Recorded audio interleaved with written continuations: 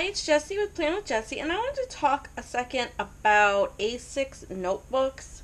The reason why I got on this kick was because, as you know, I've been using the Hobonichi A6 notebook, but I had started getting sort of nostalgic for my bullet journal, and so I started thinking about ways I could have a bullet journal in addition to this. So the thoughts that I sort of came up with was if I had an A6 blank notebook, I could put it in here and use it for collections and maybe make weekly layouts, which I kind of miss, and whatever else is not a daily page, basically.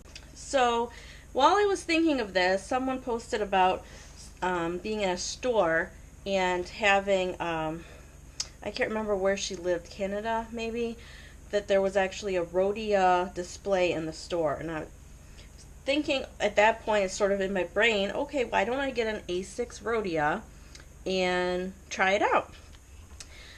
I didn't think about the fact that the A6 Rhodia is very similar to the Moleskine in that it is really narrow. It's really, the pages are not what I would call, when I think of an A6 size, like it is way smaller than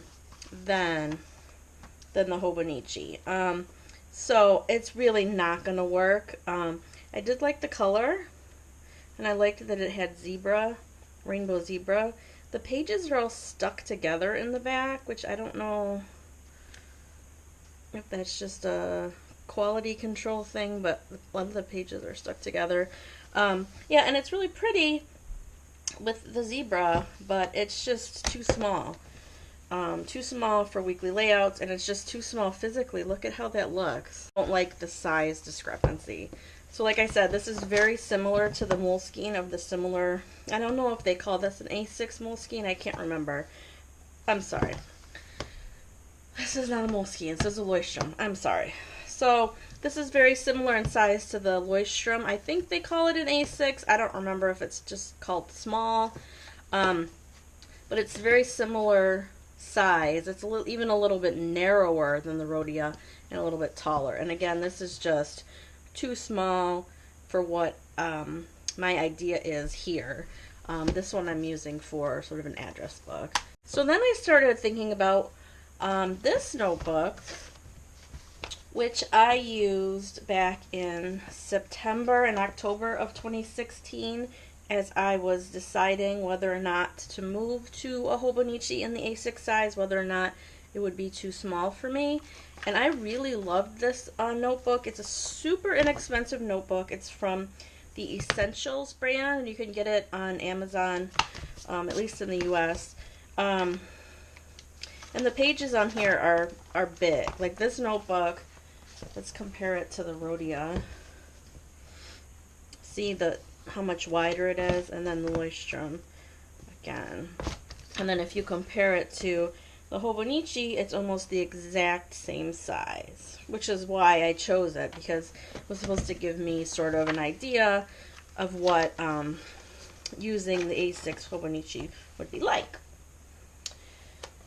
So this, I think, physically will work in here.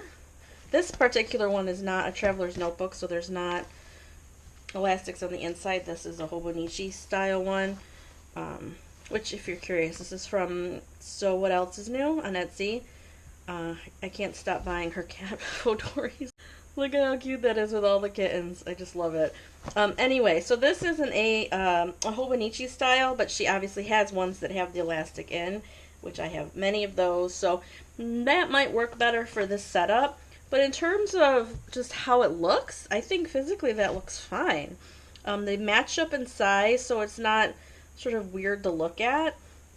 You know, top and bottom, I think that looks great. So I think what I'm going to do is keep the daily pages in here and the, you know, this says monthly pages at the front, and use this for collections and start doing some weekly layouts and see how I like them.